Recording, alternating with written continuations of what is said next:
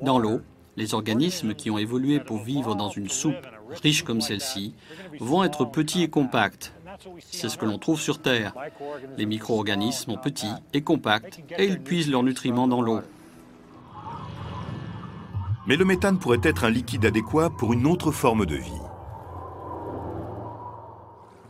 Imaginons un organisme sur Titan qui observerait la Terre et verrait de l'eau. Il ne croirait pas un instant que quoi que ce soit puisse vivre dans un liquide aussi agressif et réactif, et se dirait qu'aucune forme de vie ne peut exister sur Terre, que ce liquide est trop hostile. Un visiteur extraterrestre pourrait être attiré par Titan ou par la Terre, car des éléments liquides coulent à leur surface. Sur la Terre, il y a plus d'1 million de milliards de mètres cubes d'eau.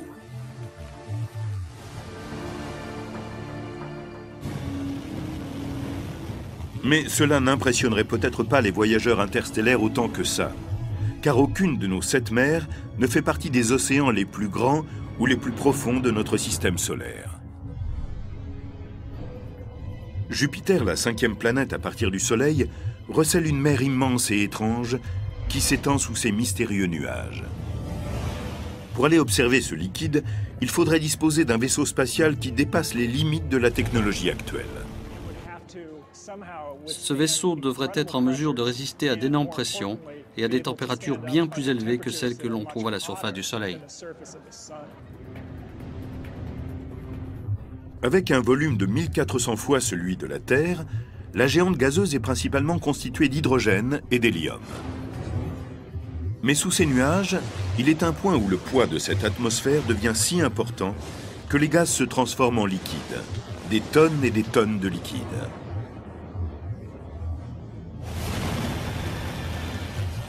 Le voyage vers ce liquide commence à la limite extérieure de l'atmosphère de Jupiter, là où la pression de l'air est proche de celle qui règne à la surface de la Terre.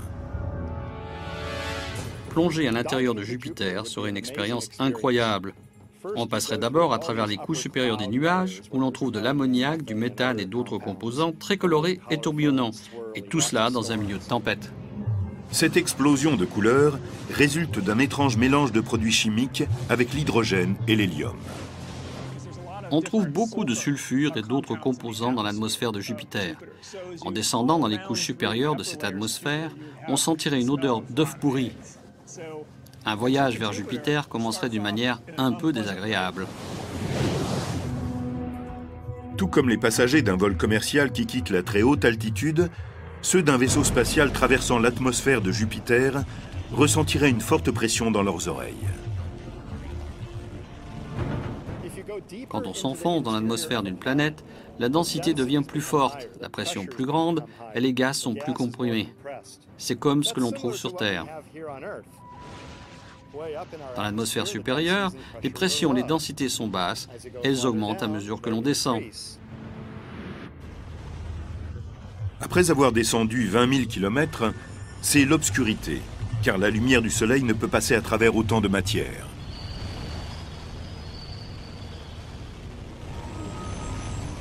Mais à la fin, l'obscurité se lève. La lumière vient de l'océan de Jupiter, qui est juste en dessous. On ne plonge pas dans un océan sur Jupiter comme sur la Terre. Sur la géante gazeuse, il s'agit de traverser une vapeur de plus en plus dense, jusqu'à ce qu'elle devienne impossible de la distinguer d'un liquide très chaud.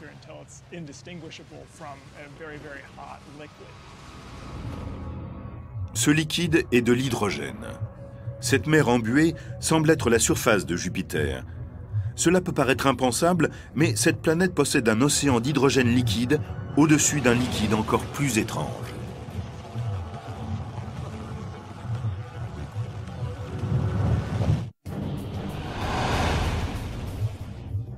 Les liquides ne sont pas faciles à trouver dans d'autres mondes que le nôtre. Ils prennent souvent des formes que l'on ne peut imaginer sur Terre. C'est le cas de l'océan d'hydrogène de Jupiter. Aussi étrange que cela paraisse, le liquide le plus abondant dans l'univers est l'hydrogène liquide. Mais en fait, cela n'est pas si étrange que ça, car l'hydrogène est de loin l'élément le plus présent dans l'univers. Dans la plupart des régions de l'univers, Les molécules d'hydrogène se déplacent de manière aléatoire, sous forme de gaz, comme un troupeau de moutons en pâturage ouvert. Mais les conditions qui règnent sur Jupiter ne permettent pas aux molécules de se déplacer aussi librement. La différence entre les différents états solides, liquides, gazeux dépend de la proximité des molécules entre elles. Sur Terre, on voit des liquides se former à partir de gaz lorsqu'on laisse un verre d'eau glacé dehors. Quand l'air chaud entre en contact avec la surface du verre froid, la chute de température diminue l'énergie des molécules d'air qui se rapprochent pour former un liquide. Il n'y a pas que la température pour affecter l'état d'un élément. La pression joue aussi un rôle très important. Comme on peut l'imaginer, elle écrase en quelque sorte. Plus elle est forte, plus elle écrase les molécules les unes contre les autres et transforme le gaz en liquide. Même dans l'espace interstellaire où il fait plus de 450 degrés en dessous de zéro, un verre d'eau s'évaporerait. Si l'on place ce verre d'eau dans l'espace, ce n'est pas la température, mais la pression qui va permettre aux molécules de s'envoler et de transformer l'eau en gaz. C'est l'inverse qui se produit à l'intérieur du four qu'est Jupiter, où les molécules sont comprimées par le poids colossal de l'atmosphère. Si on comprime les particules, elles ne vibrent pas beaucoup et ont tendance à se coller les unes contre les autres. Elles se mettent à couler ensemble sous une forme liquide. Si on transportait de l'hydrogène liquide sur Terre et que la pression ne suffise pas à le contenir, il suffirait d'une très petite quantité pour revoir ce que nous savons de la bombe à hydrogène.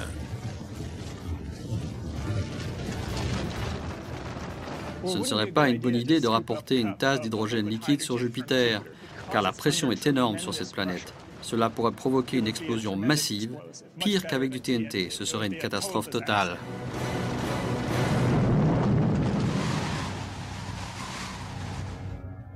Dans les océans d'hydrogène liquide de Jupiter, la température s'élève à plus de 17 000 degrés. Il y fait plus chaud qu'à la surface du Soleil. Dans les profondeurs, la lumière bleutée indique que nous avons atteint un autre type de liquide. C'est encore de l'hydrogène, mais sous une forme très spéciale. C'est de l'hydrogène métallique. C'est plus lumineux que le Soleil et plus bleuté que sa surface. C'est un environnement où rien de ce que l'on construit sur Terre ne tiendrait plus d'une fraction de seconde. Dans l'environnement extrême de Jupiter, les molécules d'hydrogène engendrent le comportement très étrange des océans. Les molécules d'un océan d'hydrogène liquide se déplacent ensemble comme ce troupeau. Ou plutôt, comme les autotamponneuses qui circulent sur une piste fermée. Ce qui fait la spécificité d'un liquide, c'est la capacité des atomes et des molécules à glisser les uns près des autres. Les atomes sont libres de se déplacer et ils se bousculent un peu comme ces autotamponneuses. Ils ne peuvent pas errer en liberté, mais changent constamment de voisin. À l'intérieur de chaque atome d'hydrogène, qu'il soit sous forme liquide ou gazeuse, un seul électron est attaché au noyau, siège du conducteur de l'autotamponneuse atomique.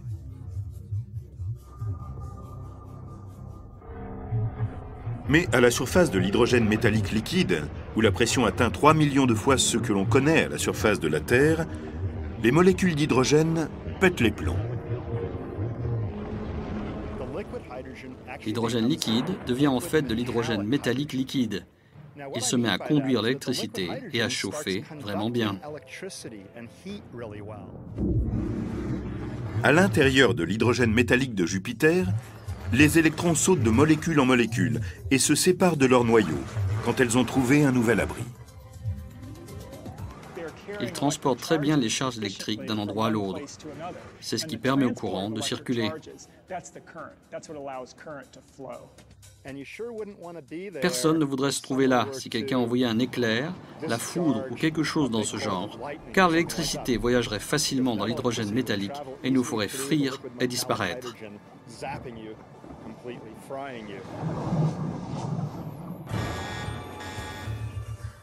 Sur Terre, ce qui est le plus proche de l'hydrogène métallique, c'est l'acier liquide. Lorsqu'on verse l'acier liquide hors du chaudron, il est rouge tellement il est chaud. Il coule et conduit l'électricité. Cela ressemble beaucoup à ce qui se passe à l'intérieur de Jupiter. À l'intérieur de Jupiter, l'hydrogène métallique liquide est différent de l'hydrogène liquide habituel, car il conduit l'électricité. Comme les électrons s'y déplacent librement, cela signifie que l'on peut avoir de forts courants électriques à l'intérieur de Jupiter, et cela crée automatiquement un champ magnétique.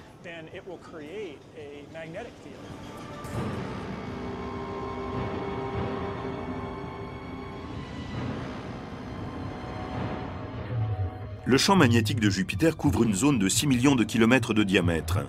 Il intercepte et dévie les particules chargées qui traversent notre système solaire. Mais le champ magnétique le plus important et le plus puissant de l'univers est généré par d'étranges corps stellaires qu'on appelle des étoiles à neutrons. Ces champs magnétiques peuvent aussi être produits par un liquide. Mais l'intérieur d'une étoile morte est le dernier endroit où l'on s'attend à voir s'écouler quoi que ce soit. Une étoile à neutrons est comme un gros morceau de matière de neutrons extrêmement serré. On appelle cela de la matière dégénérée, car elle ne peut être plus serrée. La plupart des matériaux que l'on comprime deviennent plus denses, mais ce n'est pas le cas de la matière dégénérée. On peut la comprimer, cela ne change rien.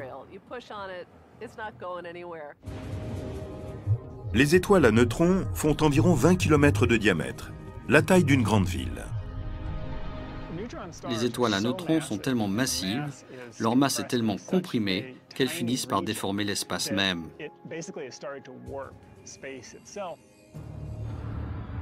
Il est impossible d'en visiter la surface.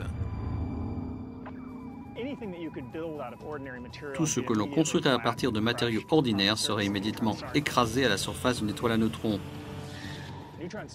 La gravité est si forte que la plus haute chaîne de montagnes se mesurerait en millimètres. Pourrait-il exister un liquide dans cet environnement hostile? Étonnamment, la réponse est peut-être oui. Certains scientifiques pensent qu'une étoile à neutrons n'a pas de noyau solide.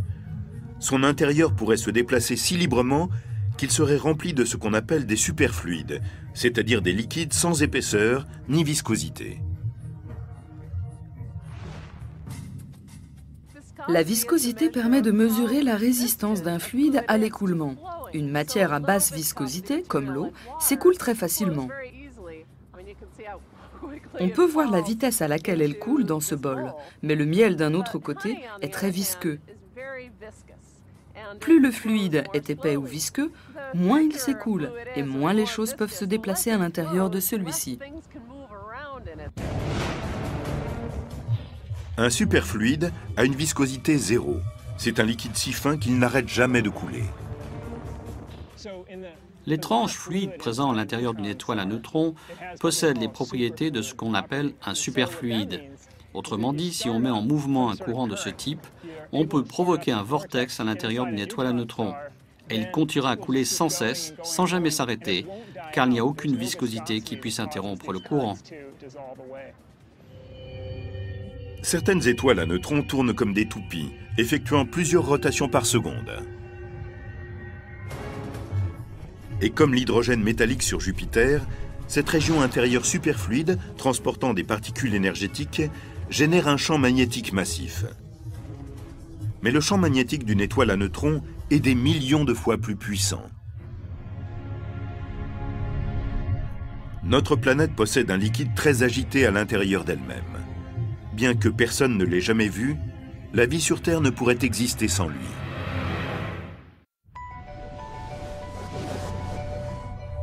La vie, telle que nous la connaissons, ne pourrait exister sans éléments liquides.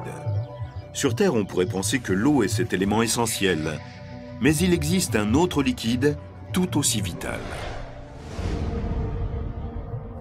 À 3000 km sous la surface où règne une chaleur de 7000 degrés, une mer de fer liquide de presque 1,5 km de profondeur enveloppe le noyau solide de la Terre. Mais comment les scientifiques peuvent-ils être sûrs de ce qui se trouve à l'intérieur de la Terre? C'est exactement la question que pose Gina S. de Dan.